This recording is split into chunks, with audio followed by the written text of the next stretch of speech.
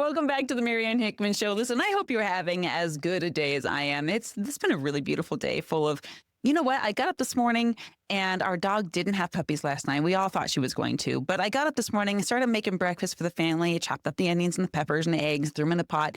And I look over and my daughter's over there playing with my son and the sun is streaming in through the windows. And I was like emotional. I was like, oh my gosh, I got the Buy Dirt song playing in the background. And I'm just like living my best life. Richard didn't even know. I was like tearing up because I was so happy. So I hope you're enjoying every moment of your day just like that, just being present and enjoying the blessings that you probably prayed 4 or 5 years ago.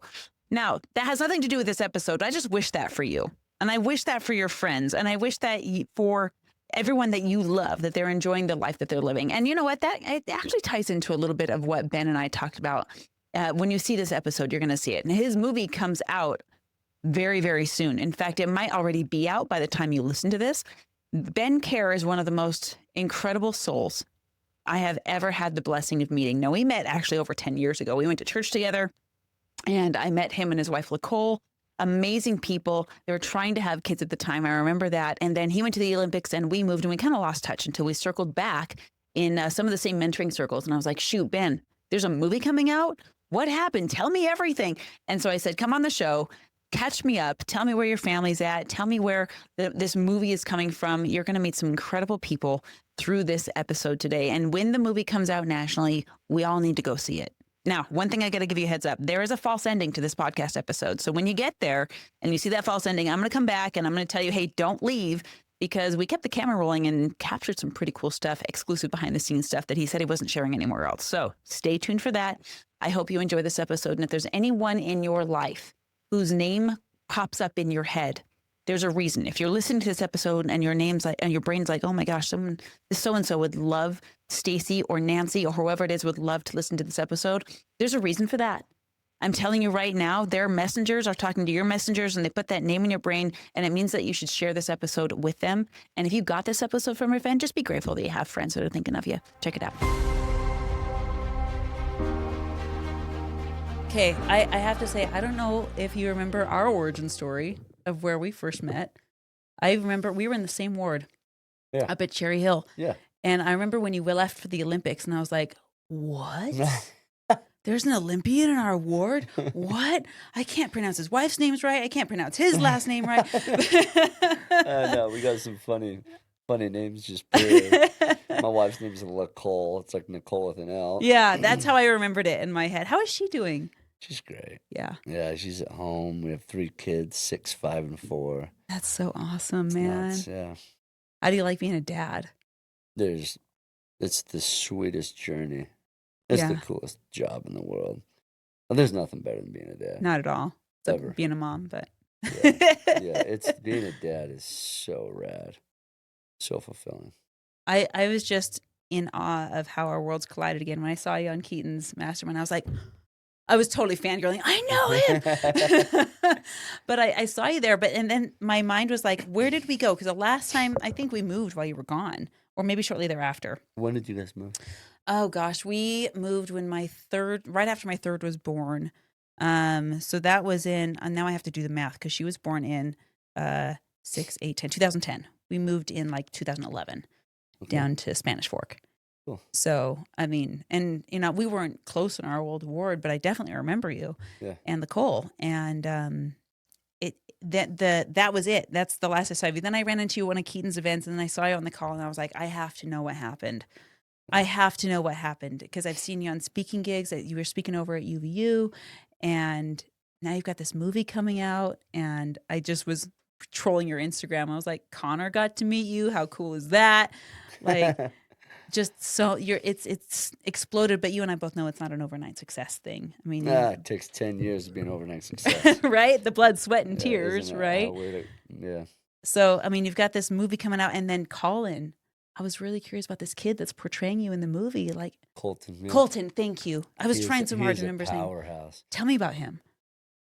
He is like God just moves you, right? Yeah. When you're really striving to do the best you can, I talk about it as an analogy, like in the Indiana Jones film, where he's going to go find the mug, the precious mug, right? The goblet.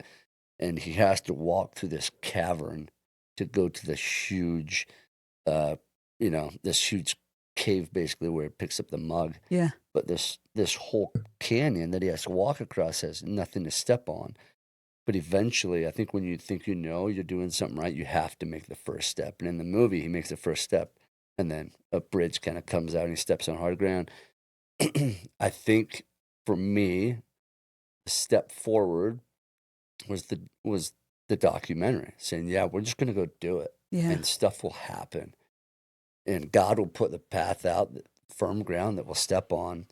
And we went all over the world to try to find this person, a kid with a craniofacial difference, let alone like Crouzon syndrome, which is super rare, Yeah. all over the world. Couldn't find him. And I get a call literally out of the blue from an incredible family named the Fieldings. And they're like, hey, we want to invite you over for dinner. I'm like, sweet, I like food. Let's go.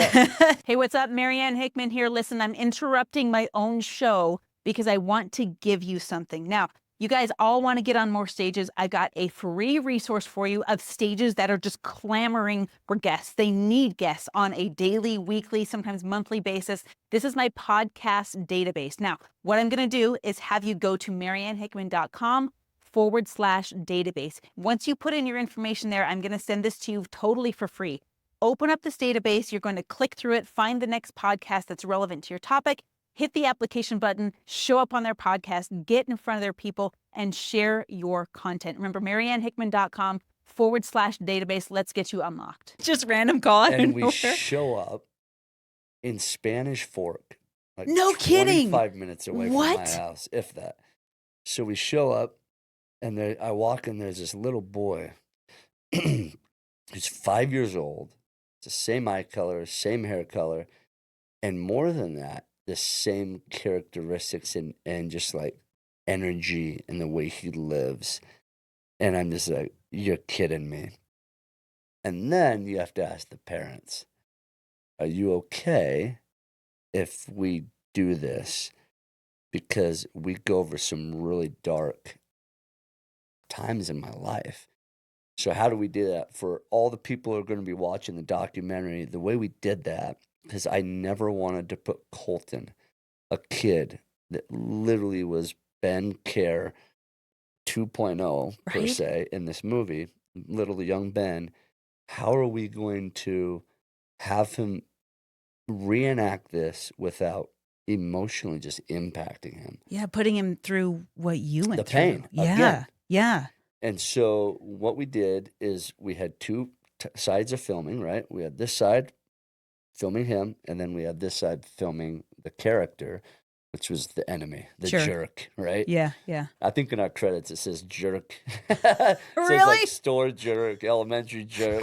It's so funny. We just call him that. It's so funny. That's so great. But you got to realize, like, my director, Tanner, has worked like hand in hand with another one of our producer, Jared Hess. I was just looking at that and like, you got these Yeah. two A players in I this game, know. man. Like, I love their Yeah. movies. Well, and they're just funny. Yeah. They're just yeah. quirky funny, so we put jerk. Long story short, we had the jerk in, you don't see what he's saying, but he's basically saying when little Colton's there, you're a little chicken finger or chicken nugget, and they're just laughing. And we filmed him, and we filmed the reaction with him. And then when the audio needed to be actually on and say the right things, like you flat face, don't touch him, he's probably contagious, but like the real nasty stuff, Yeah. we put Colton in the other room and had him play games or something like that. I'm going And to then- cry. And Oh then my technology was able to put it together. And before we finished it, we presented it to the family and said, are you okay? Will you please watch this amongst your family? And what we did strategically too is the kids who were in the store scene who make fun of him, we made sure that those were his actual real brother and real sister. gosh. Uh-huh. So there is some familiarity there. Yeah. Yeah. Yeah. He's not a threat. He's not feeling threatened. It's just, and my return promise would be, I would do everything I can to have this story impact as many people as we could, and have Colton be an absolute superstar. And I wish I would have had someone that could validate my story a little bit growing up and say, you know what? It's not just okay, it's freaking cool. Like, and you are born different, so you can make a difference. Yeah. And there's going to be moments in your life, guess what, Colton, that you're going to get attention, and it's going to be unwanted attention sometimes. But in the moment that you get that intention, and this is what my mom says in the movie, she says, in that moment that you're going to get that attention, I'm going to invite you to not shy away, not hide, but stand out. And that's why the movie's called Stand Out. That's from your mom. Yep. Does she play herself in the movie at all? No, she narrates everything. Does she? In those, not everything, but in those moments. And we got a woman to come in, and we got little Ben to come in. And we found a house that took us back to kind of like the 90s Yeah. and the 80s. And the director and the producing was just, like, I'm just so fortunate, so on point. The world premiere is this month, right? The 23rd in Hollywood. Oh, man. I'm just leaning at the edge of my seat. I cannot wait to see this whole thing because, I mean, you're right. And I love that you took to the stage with this. And I love that you put yourself out in front of people. And that your mom said to stand out. I want to interview your mom and For real. meet her because I watched and I'm like trying so hard not to cry throughout this entire episode. I'm like, keep it together. But I watched in the movie preview the surgeries. Yeah. I'm sure those are real pictures of you as a All real. baby. Yep. Going through surgeries. I mean, I watched my daughter get an IV and I fell apart. Like not in front of her, thank God, but like, and you're getting like facial reconstruction surgeries as an infant, as a mother. I can't even imagine what that's like. Once, much less. How many times did you go through that? Countless times. Yeah. I went a lot. You would have the full. Man, you'd go under. They'd cut your head open from ear to ear. I would stuck a trach in my throat just to be able to function. They'd take bones from my hip and put it in the face so it was native, right? So it could be not rejected. Yeah. And then if they need to put implants in, they did that as well. And then they wire your mouth shut because Crouzon syndrome is a mid-face difference. So the mid-face mostly and some of the skull too wouldn't grow at the same speed. Okay, yeah. And so throughout the times that you mature and your skull grows because your brain has to grow, yeah, you would need to get these surgeries over and over so and over you're again. having a surgery every time you basically have a growth spurt 100%. to catch up with you. Yep. Wow. Yeah. So my niece went through something similar. Now, she was born 20 weeks early. Wow. So there's different symptoms and a lot that came with that. But she was about 18 months old when we found out she had to have her eyes removed. No. Because they weren't growing. And so she had to have, because her head was really small up top and her growing normally on the bottom.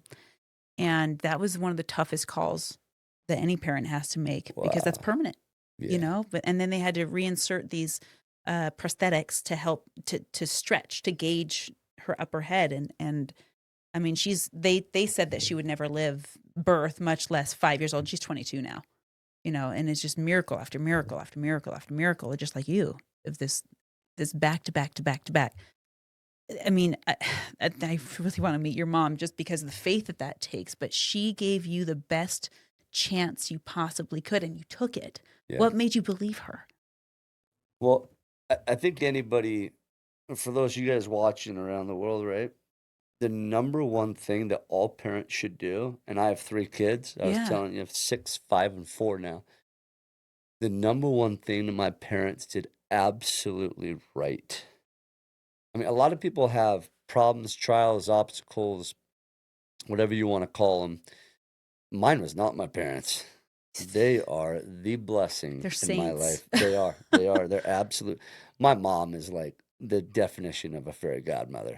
She is incredible, larger than life, and yet she's only like 5'1", right? Yeah. But I tell you what my mom and dad did extremely well, and in today's society, this is so more like on point than even then, 40 years ago.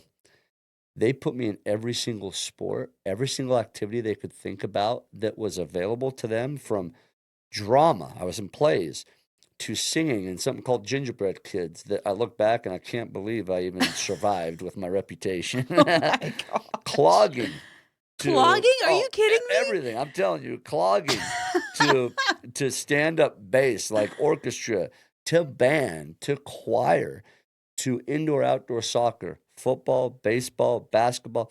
I mean, if rugby and lacrosse would have been available, I would have done those too. Wrestling, all these sports. Why did they do that? That's a psychotic schedule, especially when you have 7 kids Oh my God. and I'm in the middle. Why did they do that?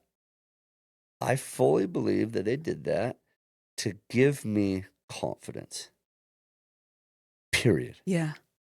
So that little Benji, little Benny, would be able to call something his own, have his energy and his emotion and his frustration put out on something else and not stick it internally. And I just happened to grasp, at the end of the day, wrestling. Why? Yeah, I was going to ask why. Why wrestling? Because it's something I could control.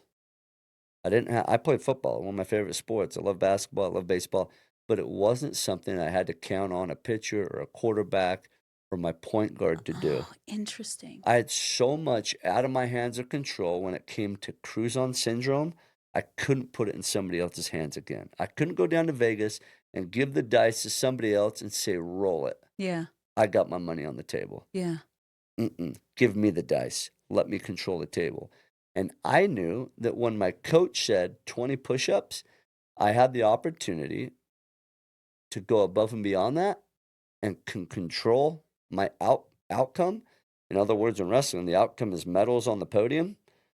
Okay, I either do 20 or I do 25 or 30, and I get closer to having more confidence to gain that championship because of output. It doesn't matter how much output I did in Crouzon syndrome. I always had it. Maybe another surgery, I always had something that would make me look different. So I found something that my parents afforded me, allowed me to do, that gave me control in my life. And wrestling was that perfect thing. I'm 5'3". Like, I wasn't built like a football player. I wasn't built like a center in basketball. And so wrestling allowed me that too. You could go to a sport for your size, your weight, and then you put enough reps in, you can control your outcome a lot of times. Yeah, I feel like I'm like Richard went into wrestling too. He would say the exact same thing. Went into football, went into wrestling, probably for a lot of similar reasons. Let me ask you this, because I'm just going to be super transparent here. I mean, we're raising 6 kids. Yeah. Trying to do our best. I probably could take a few pages from your parents' books, but We all could, I think. I struggle as a mom with trying to give my kids that same level of confidence, especially my son. And I'm struggling I put him in every sport under the sun, and like nothing has caught. And I want him to go through whatever struggle what we find in wrestling or football or soccer or whatever it is. And maybe I should take away the team sport aspect of it, right? And put him in soccer, or not in soccer, but in something like wrestling where it's just him, or karate where it's just him. And I think we need to be tested this way. And there's so many sports metaphors for a reason, because it is such a perfect microcosm of our overall life experience. I don't know. I mean, would you be where you are today if it wasn't for wrestling? Absolutely not. No way. Not a chance. Wrestling changed my life. Yeah. It absolutely changed. You said those exact words to me yesterday at the gym. He's like, football Well, changed my life. Football, yeah, Yeah. not wrestling. I did wrestle my senior year only, but football, sports changed my life for sure. Yeah, athletics changed my life. So I've been in team sports. They're great. Nothing against them. No, not at all. For me, wrestling changed my life, though. It was wrestling that gave me the confidence. It was wrestling that at 12 a.m., midnight, my neighbors would see me running, and it was me that was the outcome. Right. It wasn't my quarterback couldn't do the work. My quarterback was lazy. My quarterback was out with his girlfriend that night, and so he's going to not be or he's going to be tired the next day. My quarterback this or that. He's sick. It was me, period. It was everything that I had. Wrestling absolutely changed my life. My parents told me we didn't have a farm growing up, so we stuck you in wrestling. That's literally So what they said. great. They said, we That's didn't have a awesome. farm that taught you work ethic, because my mom grew up one of 7 kids. She's a Smoot. It was called Smoot Dairy Farm. Uh-huh. She was one of 7 kids who raised up on a farm. Yeah. She knew work ethic. She understood. She's the one who sold all the milk at the cash and carry. My parents wanted that for us, so guess what? That's what they did. Get into sports. Get into sports, and specifically wrestling. Yeah. Here's the thing. When you have to show up, and I'm just a proponent of it. I've done all the sports. I'm a proponent of it. When you have to show up and make weight, I think the toughest sports in the world are the ones where you have to make weight. Really? You're down in It's- cheeseburgers it's- beforehand. It's two different wars. You have to make weight just to compete. Yeah. Yeah. If you don't make weight, you don't compete. And then try to suffocate yourself down, or get down, or shred down, or whatever you want to call it, make weight, and then go and fight full go an hour later. And I you're talk spitting ab- in the sink to try and lose ounces, However man. you Like lose weight, there's a lot of bad ways to do it. I watched And- him do it. And I did all of the bad ways. And then I learned how. But here's what it teaches you today. And this is the message for youth today. This is the message for kids today. You will beat 95% of the people out there in whatever competition you're doing, mental competition in the industry, when you learn grit, resilience, and a little bit of tenaciousness by this one thing. If your youth today can do something that they don't want to do in the exact moment they don't want to do it. Let me give you an example. I learned through wrestling when I was with my wife. We weren't married. I'd say bye to her. She was going her way to her apartment. I was going my way. It was 2 a.m., 3 a.m. because I just didn't want to say bye. Mm-hmm. That was my fiance or whatever. That's my future lady. That's my wife, whatever, future, wife to be. Yeah. I would leave her, be so dead tired. In college, I'd have to wake up at 5 or 6 in the morning. I didn't want to get up, and I didn't want to go fight. But it was the resilience and the grit and the tenacity that taught me to go do what I didn't want to do in the moment that I didn't want to do it. Well, as a mom and as a dad, do you want to get up and fold clothes and do laundry and make dinner and clean the house? No, no, no, no. Check, no.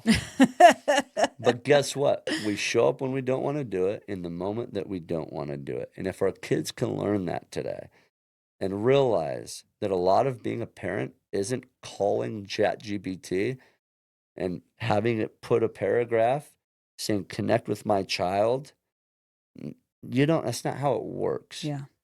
It's time. And my dad would do that very well. We would have getaways or date nights or whatever you want to call them. It was one-on-one, or it was like interviews. Yeah. My daddy-son interview, daddy-daughter interview, and he would just check in. He's like, how are you? And you know what was the coolest? He always just said, I just want you to know I love you, kid. I love you. And it was that thing and he was a hugger. Yeah. And so he knew how to express, as a manly man, he knew how to express it the right way too. I call that the gentleman.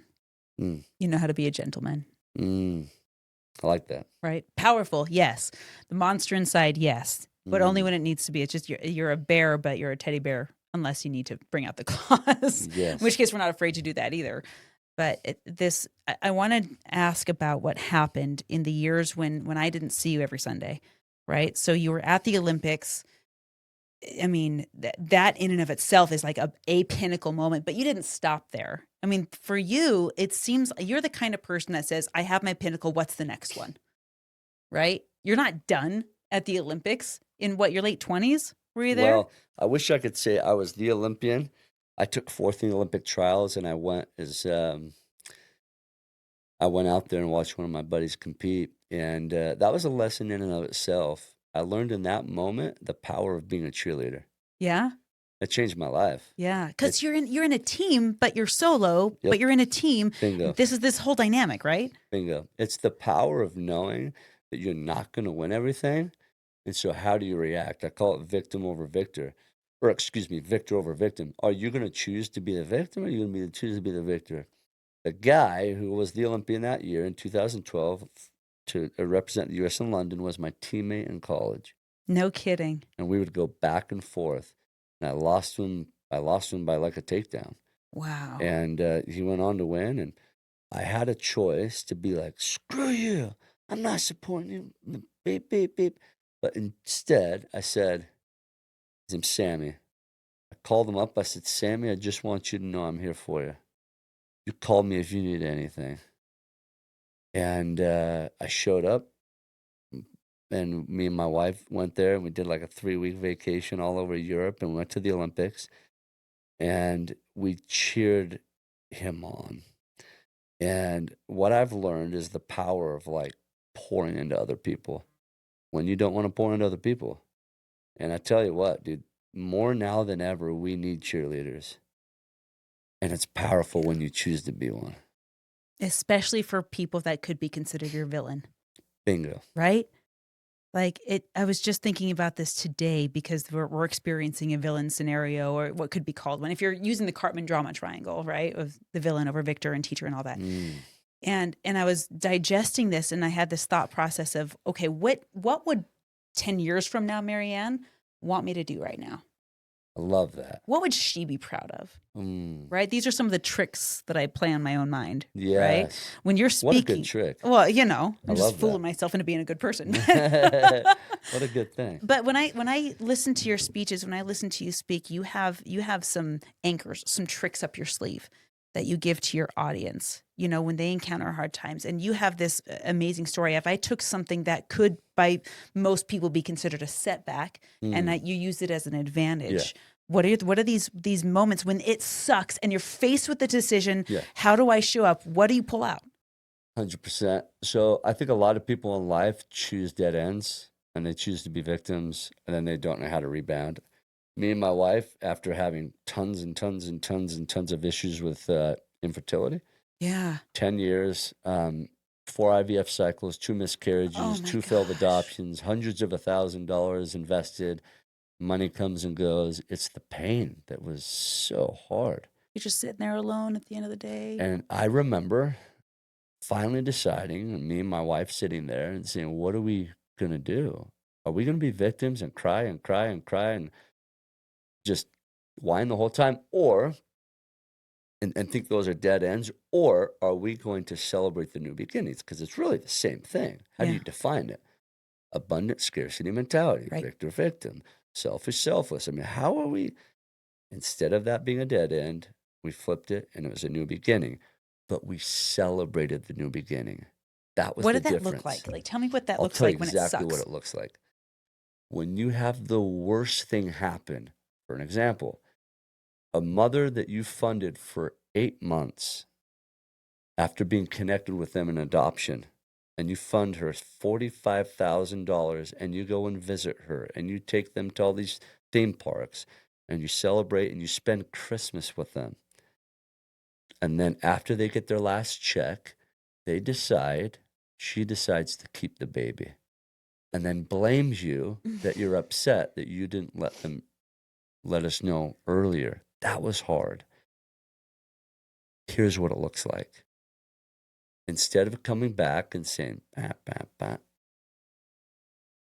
you've closed that envelope and you rejoice that a mother now gets to keep her baby.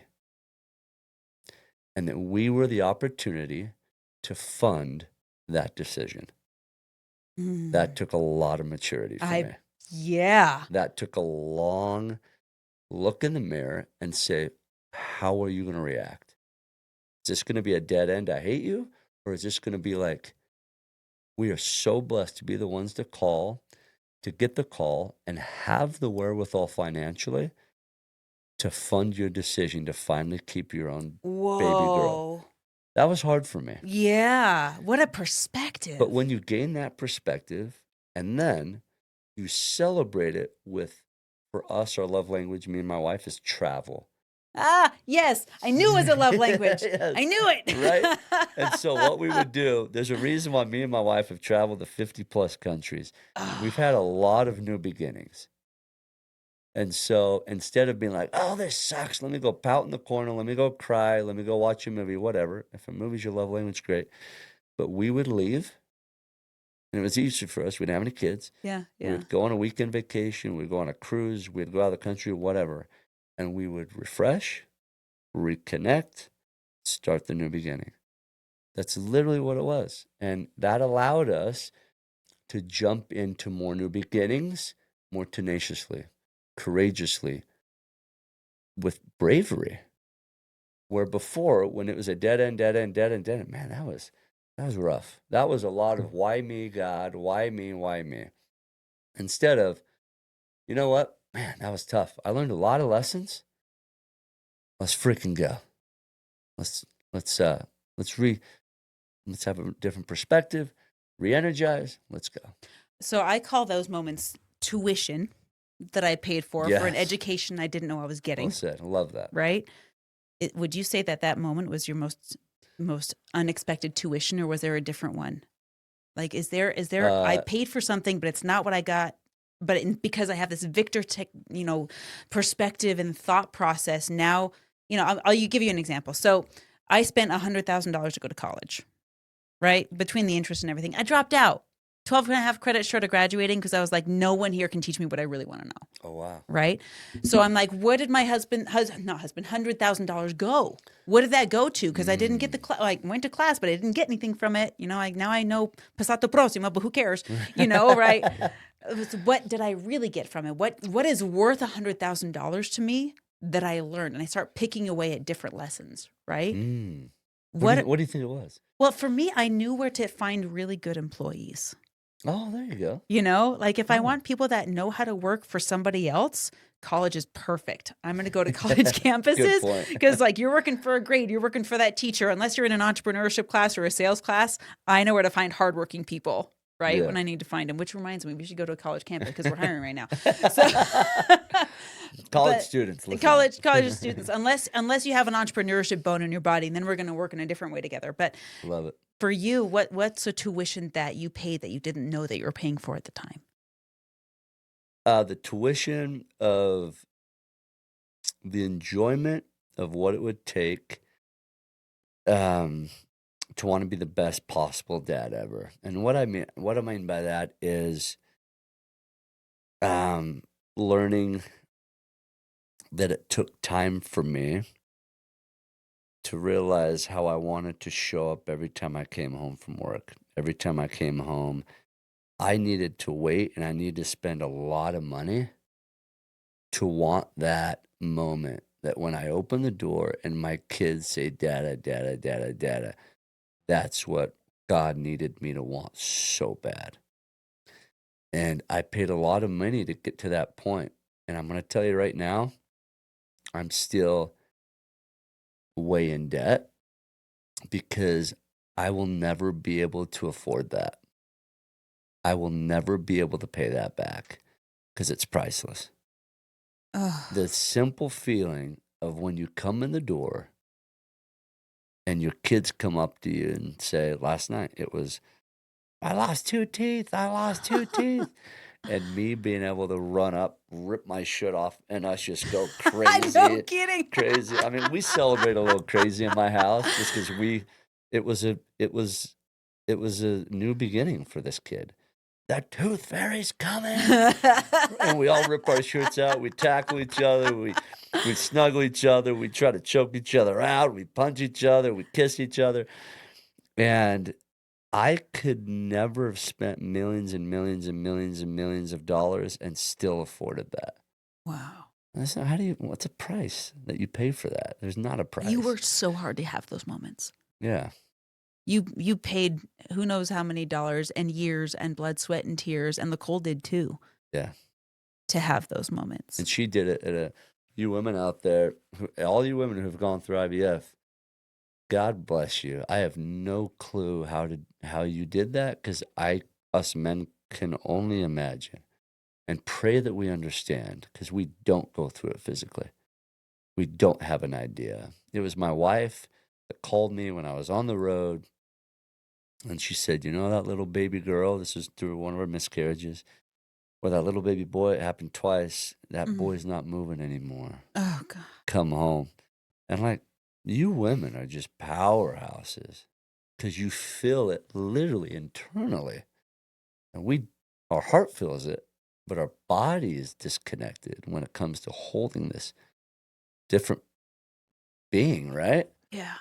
And so my tuition in that was empathy and doing the best I can to have like a God connection to my wife because I'm just too big of a human to lack that. And so to pray to God to say, please help me to understand the depth of sorrow of my wife. Because there was some times that like That's a hell of a prayer. Marianne, she was just like my wife was just hollow sometimes because I couldn't understand. And we don't. You could pray to have empathy. I did not carry that baby. I did not lose that baby within my stomach, right?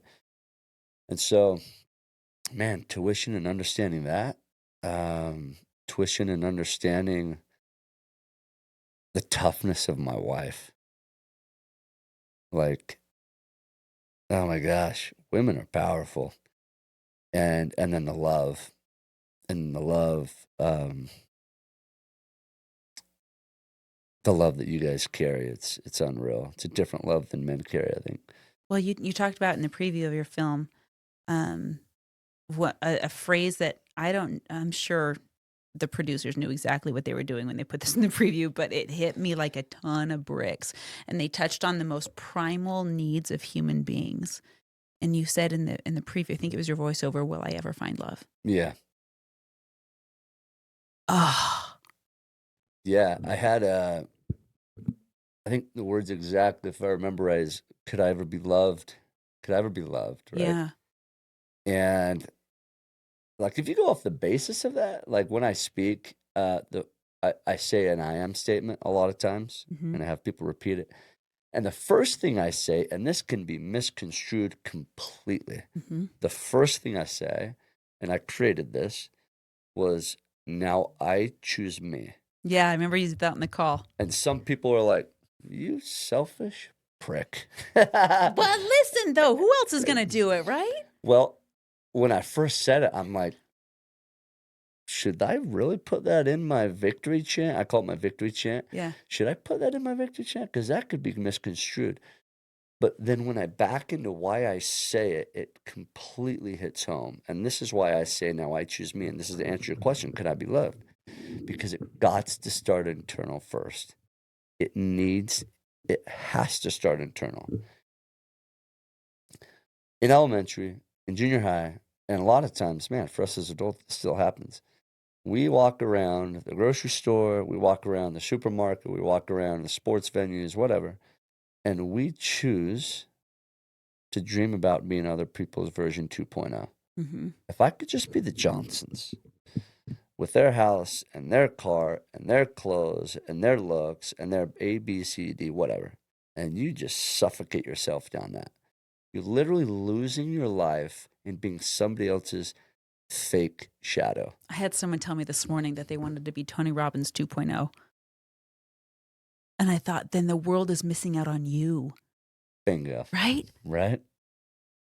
And you're totally, I was listening to this on your Instagram before you pulled up. I was just like, like I said, stalking you on Instagram.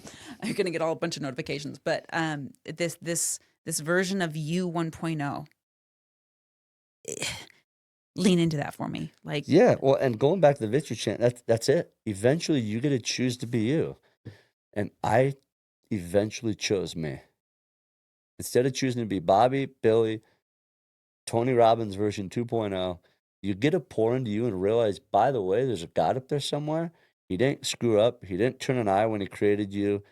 He literally molded you on purpose to have this. And when you choose into you, and you start like flexing you, like, let's freaking go. And you start shining you. Biblically, you stop putting yourself behind this bushel, step out and start shining. Let that go. The way you dress, the way you speak, the way you act.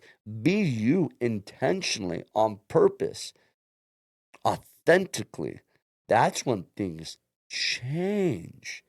People within your family will make fun of you. Mm-hmm. People within your extended family, people within your teams, they will make fun of you because it's uncomfortable for them.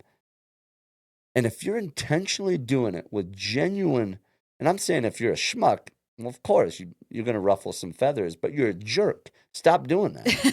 If you're intentionally like kind, is what I'm saying. Yeah, yeah. And you're doing it with all the right intentions, don't let that bother you. Keep shining. And so I chose to choose me. Ben Kerr, short, stocky, dude, whatever, how I'm built, I'm going to freaking shine and I'm going to flex every little bit of it. And I'm going to be happy and I'm going to be just like internally fulfilled and have that joy. When we start doing that, woo, that's a life fulfilled right there. That's a life lived at full capacity. Do you feel like it's in this journey of becoming yourself? My most intense classrooms right after I got divorced was like, who the heck am I?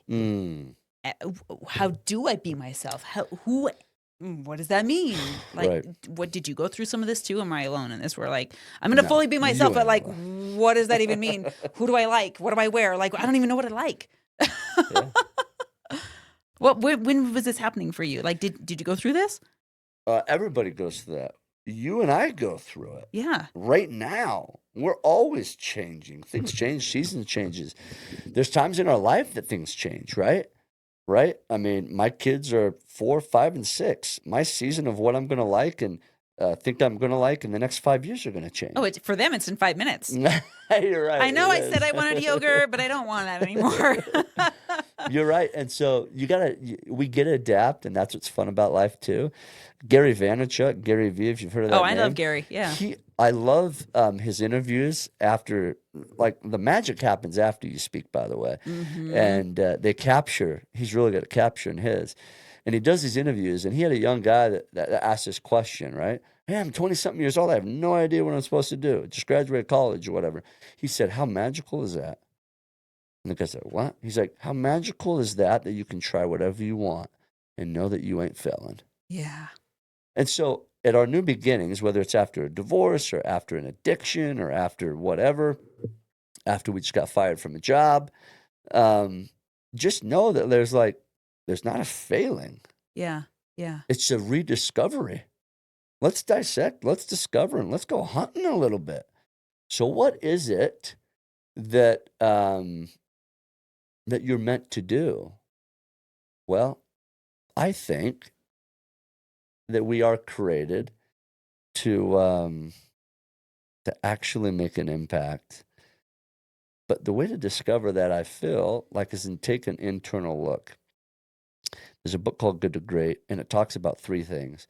What are you passionate about? Now, because you're passionate about something, it doesn't mean it's fun all the time. No, the gym is not fun all the time. Right. Hardly ever is it fun. Yeah. But I like the way I feel after I go. Right. You're right on, right? Yeah.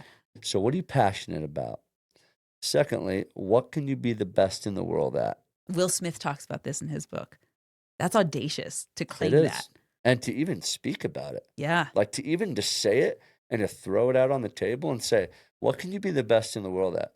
People are like, what? You're mentioning that? And like not batting an eye? You're not holding your breath?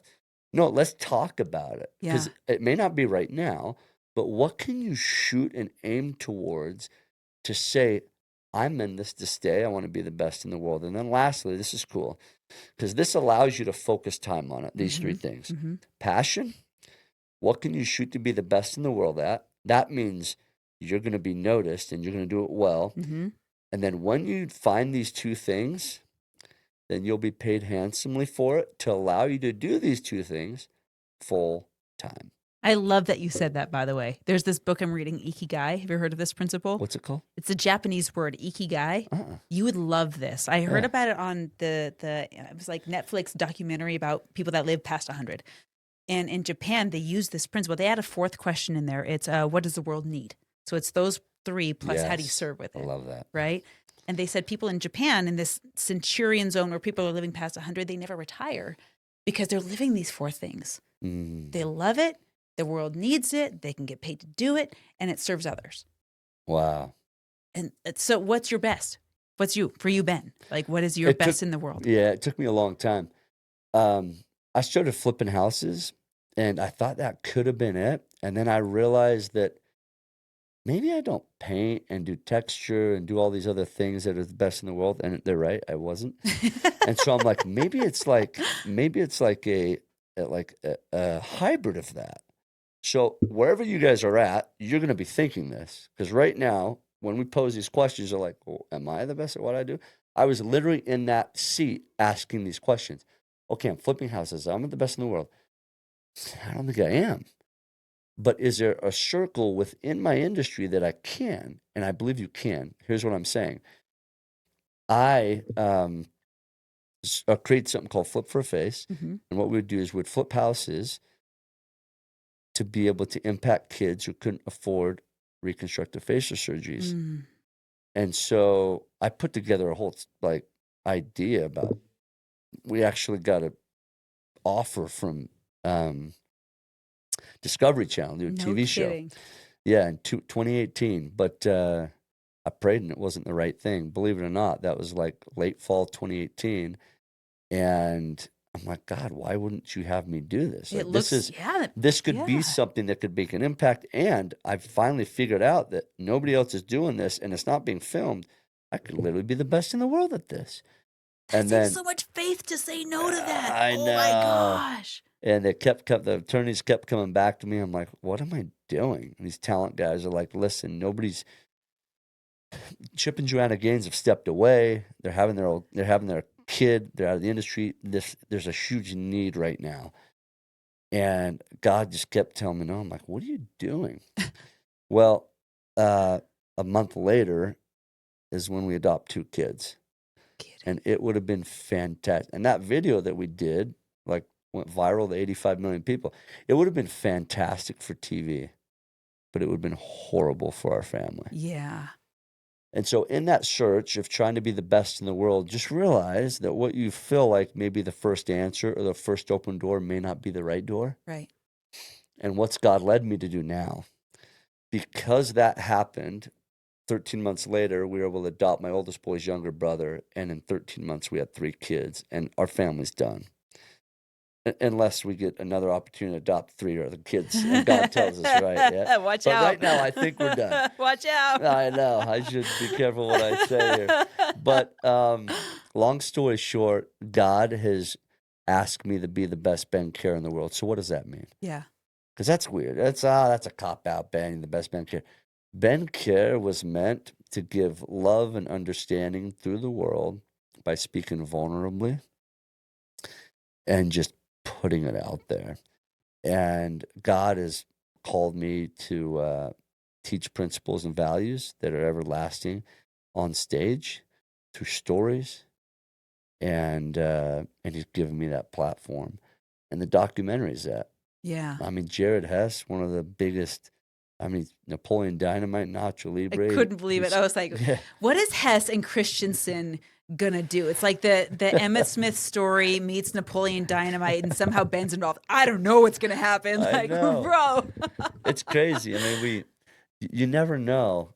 But here's what I did learn.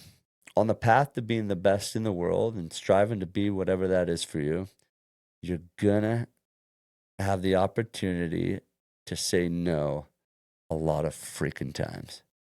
Because to be the best in the world, and this changed my life, understanding this simple point changed my life. To be the best in the world. So that's just a thing. When you put that on the table, to be the best in the world, you automatically clear the table off for other mediocre things. Yeah. Yeah. You can't afford, because we all only have 24 hours a day. You can't afford to say yes to good things anymore.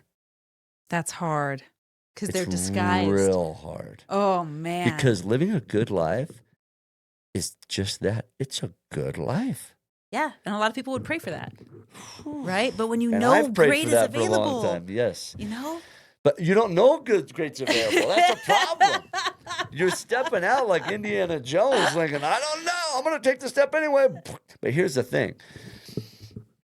You're going to say no. And just like the book, Green Lights by Matthew McConaughey, if you've read it, he said no. I think it was to like a $10 million offer or something like that. I listened to a podcast where we talked about this. Something crazy. Yeah. Because he was done with the rom-coms, I Yep. think is what he wanted to do. Yeah, he didn't wanted to wanna go do into it. this other genre. He said, I'm done with it. I have to say no enough to respect the path for the incredible big yeses. Yeah. And so there's a period of seasoning there. And there's a period of maturity. I don't know if it's God. I know it's God. But it may be the universe for people. It may be... Oh, just lean into your faith, bro. It's Dude. whatever that is. Yeah. I tell you what, he's like just watching. And he has this like huge diamond. And I'm over there like sifting through this coal, like holding on the coal, like this is going to be something one day, right? It's got a press written up and it's going to be a diamond. And he's like just like doing this with all these fat diamonds in his hand. He's like, when are you going to like let go of that messy coal over there? And I'm just like, no, this is good. This coal warms me up. Yeah. You know what it does, God? Yeah. This is the base of the fire. And he says, just let it go, Ben. Like, let it go. And when I do that, and when I realize that like when I've chosen to be me, it's not like effortless, but it's like fulfilling. I was so sick and tired of being everybody else. I was so sick and tired of comparison. I was so sick and tired of measuring up. I was so sick and tired of that. That is the fakest way to live. When you lean into you and you start living the best you get the calls from the Christiansons saying, hey, we want to do a documentary, and you lean into it. You get the connection with Jared Hess, who's an icon, and he steps on board. And then things just happen. Like, then you come in as the dinky, no-name documentary from Utah to Hollywood. And you freaking become the first and only sellout of the movie of the entire film festival. Things happen. And it may not happen right away. No, like you said, it's 10 years in the making. Yeah. And it's those reps of being you, because I think people are watching. People are watching us to say, are they continuing to be themselves? Are they continuing to be the person that I like? Are they going to continue to show up authentically? Are they going to continue to be honest with who they are? Yeah. And what I'm learning is, first of all, I'm kind of surprised, but I'm not really. I'm inspired by what I learned when you sat down in this chair. The first thing that we went to was your fatherhood, and how it was the most beautiful calling. And when I hear you say, I'm going to be the best Ben Kerr in the world, that comes first. And when I hear you talk about, now we're doing a movie premiere and we're doing the documentary and we've got all of these things going, it's not a versus. That's not competing with fatherhood, is what I'm hearing. Yeah. You know? Because I know that if you were placed in a situation where you had to choose, I know what you would choose. Fatherhood, any day of the week. Yeah. But you're living in a place of harmony where this is supporting me being a good dad. It is being a dad. Yeah.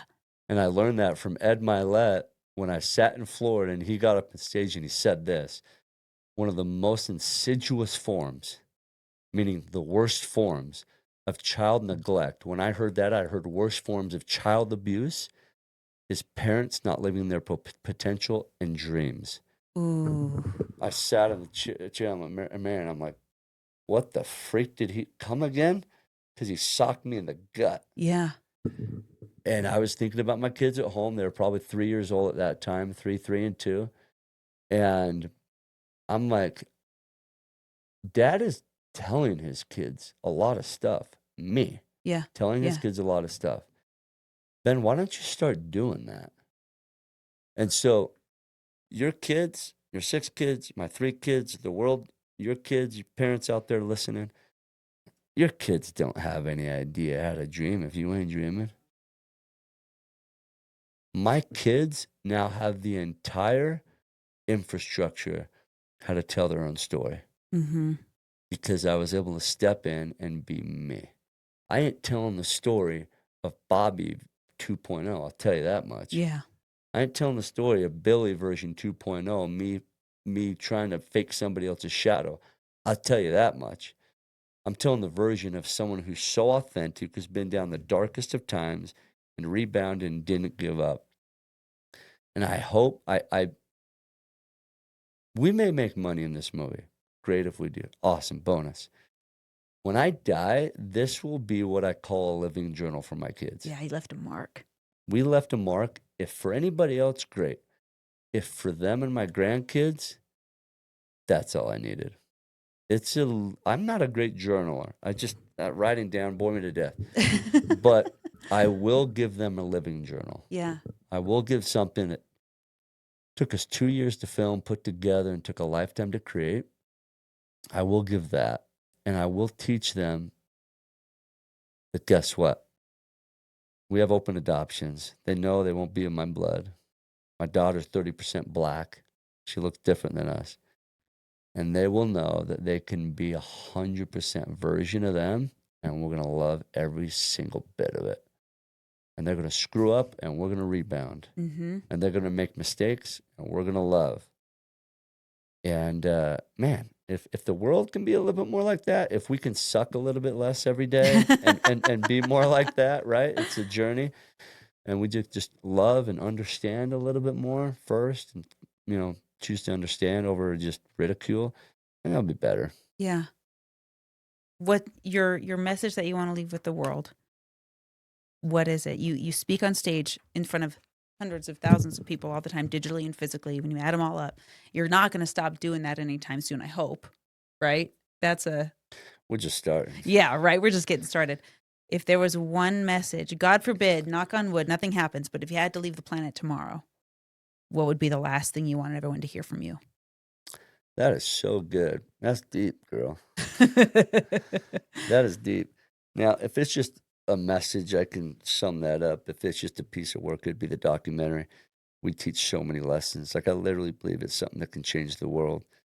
Like you're talking about how to be the best in the world. The documentary, we're literally putting it out there to be one of the best pieces of work that we could ever put together. But it took me a long time to choose my I am statement. And if I could just leave a document like that could just signify my thoughts, it would be my I am statement. And every little bit of it, because it talks about different areas in my life and what I chose. Like, now I choose me. I make a difference. I ignite extraordinary. That's a big thing. Like, in life, we choose to, we pray to fit in. You get it. You have kids. You have 6 Oh, kids. yeah. They pray to go to school. They can just fit in until they realize, hopefully one day, that that's an absolute pet peeve of mine. That's why standout's a thing. Bingo. That's exactly why it's it. And then to choose that standing out is something that you're born to do. Stand out. I absolutely believe that the moment that we choose to live us, version 100% us, all in, and just own us, Yeah. it is so quirky. It is so weird. It is so unusual. And it is so freaking rad because it's authentic. So if I could leave one message just buttoned up in maybe a sentence, get so quickly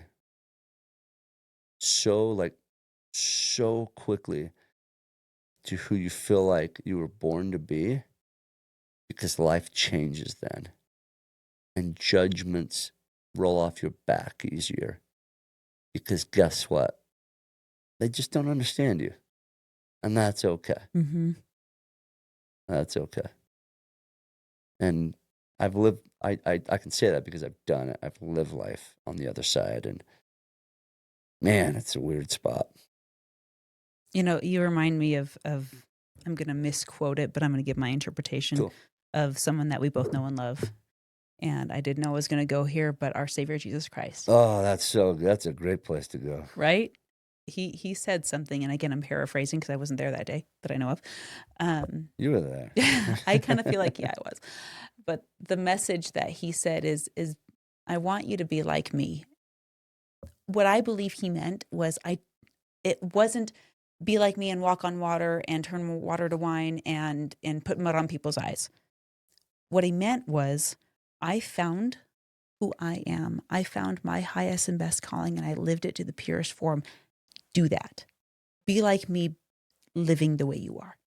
Find you. Find your highest and best. Find out how you are the most unique son or daughter of God. Because I did it my way. You do it your way. And you said the same thing. That's deep. I love that.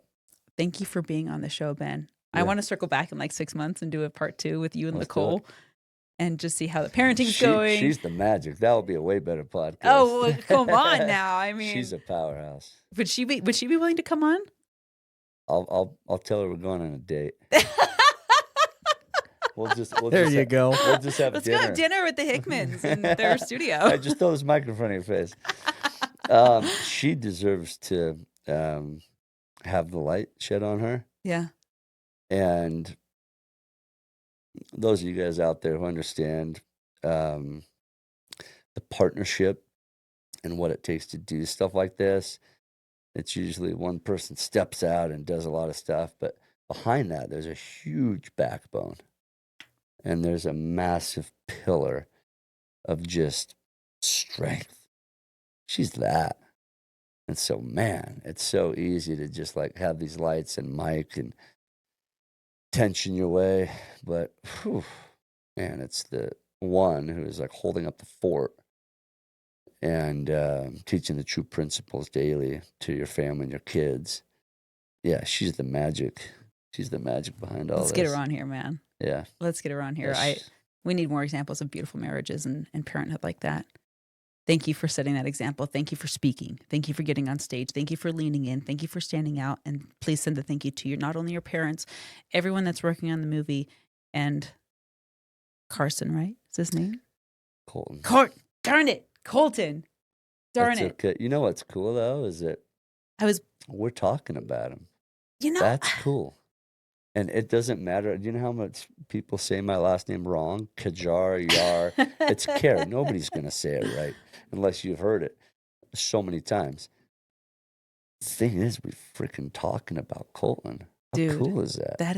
He's a superstar. Him and his parents and his family. Everybody. Yeah. It's a whole package. Colton, forgive me. And my goal is Colton. We're talking about you. That's the biggest thing. Yeah. Colton is a superstar, and his parents were the ones sitting there saying, "Bud, this is way bigger than you. Jump in there." And they did it. 5-year-olds sitting there going through take after take after take. Like, man, it's so big. And I just want to compliment you two for doing this, because this is a living journal. Just like my documentary, what I call my living journal, this is your living journal. Years from now, when we're in the ground, this technology will belong, and it will be available to your kids and grandkids in many different languages. And the cool thing is they'll be able to talk about this and see this live, like in this living color per se, right? This is rad. This is cool. This is like the stuff that I want my kids to. So thanks for having me on, because now you're sharing me the platform of my living journal too. So I appreciate you guys. Well, I always want to introduce my friends to cool people. This is my favorite way to do it. What's up, friends? My friends now too, right? Yes. Awesome. Well, friends, thank you for being here on the Marianne Hickman Show. And please go check out what Ben's doing. What's the best way to find you? Instagram, your movie, everything? Any social media, Instagram, YouTube, Ben Kerr. My last name's Kjar. It's a crazy last name. And then if you guys want to follow the documentary, just go to standoutfilm.com.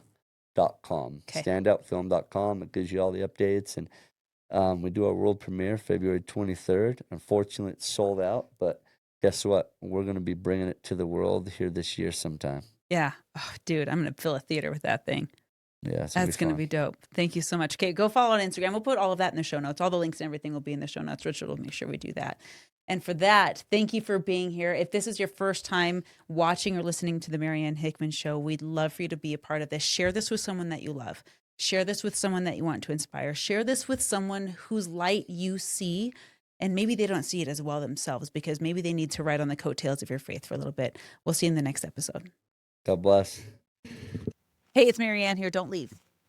I didn't know there was going to be a PS to this episode. So listen, we ended the episode. There was like this ending, this Lord of the Rings ending that you just heard. That's not the end of the episode. We actually captured some really amazing pieces, some raw nuggets that we didn't even know the camera was going to be rolling the whole time. So this is some bonus backstage exclusive material that Ben, I don't think he said he shared this anywhere else. It's only on this podcast. Check it out. So good. I love that closing statement you said. That's rad. Oh, thank you. We're still live here. Do we have any check friends some on Instagram comments. we want to say hi to? Yeah. So let's see. A whole bunch of people who joined live. Jonah Moreno said, "Let's go." Yeah. Jonah, what's Yes. up, baby? Hey. Jonah has probably the coolest hair I've ever seen.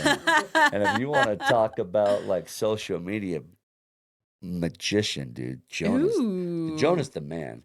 He's been doing stuff. I'll brag on that guy. He's been doing stuff with Mr. Beast. Like if you want to No know kidding. how to do stuff with social media, oh my God. I feel like such a social tard sometimes. Oh, me I'm just too. like, that's why I let's see what called Jonah. I'm happens. like, Jonah and his buddy Nick. I'm like, yo, what's up, guys? How do I be less sucky today?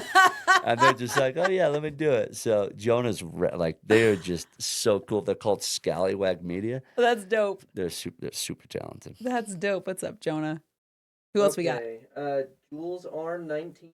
Thank you for raising awareness. So good to hear how energetic you are. Also said, she said her name is Julie. She's from Essex, UK. Okay, cool. Is it Crouzons? Crouzon syndrome. Crouzon? I have Crouzons. My nan and aunt did. My dad has it. My son has it and has had many surgeries. And his baby is in Great Ormond Hospital, London. Is her name Jules or Julie? So her handle is Jules Earn 19, but she says her name is. Well, with that many people in her family with Crouzon syndrome, it's probably the sexiest family in the entire There you world. go. It's probably the sexy family. I joke around. Like, me and my wife have this joke. We're like, when we go to heaven, everyone's supposed to be perfect. I think everyone's gonna have Crouzon syndrome. That's awesome. We joke. She's like, of course they are. Of course they And are. so, my friend, you're like already angelic if you got Crouzon syndrome. You've been twinkled already. You've been twinkled. Definitely sexiest. Definitely the sexiest family in the entire world. I'm definitely got to come out there to the UK. You are my people. Love you guys. That's dope. That's dope. Mario Chilean said, "Good luck, Ben." Right on. Coach Nolan says, "Hey Ben, how are you? You going to Vegas?" Oh, Gonna roll the dice, I guess. Such studs, Yeah. man. We're gonna Man, you got some harass cool people in your Faith world, and man. The Last Crusade, my favorite Indiana Jones film. them. Yes. It really is. I love that you called it a mug too. Yeah. Like the Holy Grail is now a mug. It's happening. I want that. I want You know that I'm gonna Stanley get- Cup? Whatever little thing. I'm gonna get a mug and paint it gold on the inside and just be like, "What's up?" The Holy Grail. Judy Jackson just said I was his preschool. What's up, Judy? Miss Jackson. Miss Jackson. She was the type of person, let me tell you about her. She was the type of person who stood me up in the front of the classroom and with the kindest of hearts, she explained to everybody why they shouldn't be afraid of me and why I Wow. wasn't. In the documentary, you'll see this. There's a man who says, don't touch him. He's probably contagious to I his saw that in kids. the preview. Oh, There's a moment where Miss Jackson would get up and her boy Tyler, the coolest guy, I talked with him yesterday. We're on social media, we connected. Because the way she led with love and understanding, her boy would come into my life, right? But she would say, hey, there's a reason why you can be friends with him. He's not contagious. There's nothing wrong with him. And she allowed my first year in school, which is preschool, to be so comfortable and What a so like miracle. accepting. Miss Jackson will be someone who's always special for me. that is amazing. It reminds me of my teacher who deserves some credit. I don't know if she's still around or not. Miss Wapinski. Oh, cool. There was a boy in our class who had 9 fingers. Wow. Yeah, he I don't know if he was born without it or amputated. I mean, but she did the same thing. She put him up in the front of the class, and she's like, "Tell your story." so that no one has to ask. You know, it's not Yes. avoiding a bunch of uncomfortable. Just tell your Yes. story. And he's like, I was born with this and this and this, and my hand does this, but look what I can do. Like, it was so cool. I love that. And like, he was everyone's favorite person because the stigma was lifted, and we just talked about whatever the elephant in the room was at the time. Shout out to the teachers out there. Oh my gosh, you spend 8 hours a day with our kids, and some of you are miracle workers. I'll give you a bonus ending. So I was on stage with Is this still going? Yeah, it's still- Oh, I was good. this is a bonus. This is behind the scenes. Exclusive look with Ben So Kerr, guys. I get called to go out to Arizona a couple weeks, a month or so ago, January sometime, I think. And I get to be on stage with some rad people, one of which is Tim Tebow. He's a football player. I love Tim. Oh, cool was guy. that at Josh Tilley's event? Yes. Yes. Yeah, we did Yes, that you Josh know on. Josh. Yeah, That's I right, know, that's love right. Josh. He's a Josh, great guy. You're a stud. He's brother. an absolute stud. Such a good human. So get out there, and Josh is so cool. He said, Ben, get back there. Your private time with Tim. So I go back, talk with Tim. I said, Tim, I got to tell you something, man. And he's like, what? And I'm like, dude, I got to tell you something that just made me laugh. I said, you put on something called, it's called something prom. I forget what it's called, but like Night of the Prom or something like that. And it's where they get a bunch of Down syndrome kids and they get them together and they put on a prom. That's awesome. And my buddy Jimmy Rex is the one who kind of, collaborated Will you with tell him to do answer his this. text, please? Jimmy. Yeah. Okay. I'll tell him. Jimmy. I have him. I'm on his podcast, I think tomorrow. So Oh, I'll tell dope. him. Okay, yeah. Tell him So- to respond to me. He's a good dude. So get this. So I show up. Me and my wife show up. And we're going to this prom and talk about a moment to where you just own who you are. Yeah. Just like you're talking about the 9-finger guy. Yeah. The moment you own who you are, and there's no mocking, there's no embarrassment, is the moment you find yourself. And this is what I tell Tim. I said, Tim, you'll never believe I showed up to Night of the Prom, and the people there are all these awesome ladies that are giving out corsages to all of the Down syndrome kids. Yeah. Because they're the special invitees. Roll out the red carpet. There you go. Right. My wife goes in, and she goes in, and then I go in, and they stop me, and they hold my shoulder. They're like, hey, congratulations. And they get out a corsage, and they put the corsage on me. And I look at my buddies who are there before me. I'm like, I don't know if I'm supposed to get one of these. And they're like, because I look at all my buddies, none of them have corsages on, because I don't know what's going on, right? I'm just getting there. I've never been a part of this. And she's like, no, you, and she looks me right in the eye, and she's like, you deserve one. And she puts the corsage on me. And I look at my wife, and we know now, I'm now out of the dark. I know exactly You know what's what's going on. And my wife grabs my chest and looks at me in the eye. She's like, you deserve it, Ben. And she pushes me in. I have never been What do you do? And Tim's sitting there just dying. Oh my gosh. And Tim, I said, Tim, I have never been so down with Down syndrome. I've never been so cool with them. And we went in and we just lived it up. And it was such a rad night. Instead of being offended, instead of doing all that, I realized how blessed I was.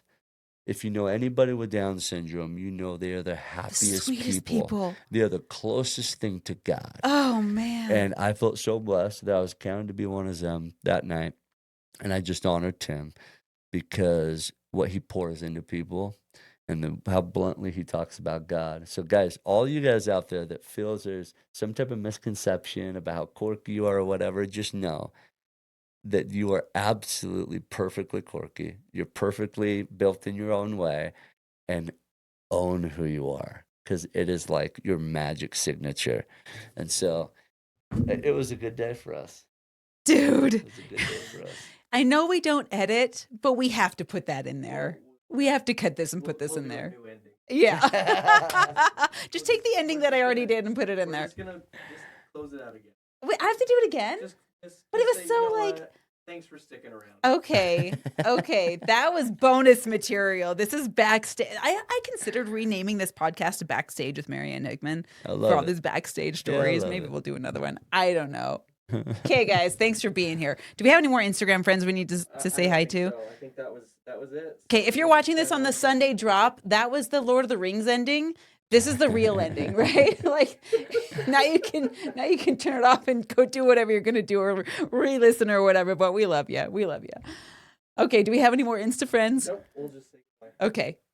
See you guys. Love Love you. you We'll see you on guys. the next episode. Hey, what's up? Marianne Hickman here. Hey, listen, I hope you enjoyed that episode. We have some pretty amazing speakers on my podcast and, of course, more to come.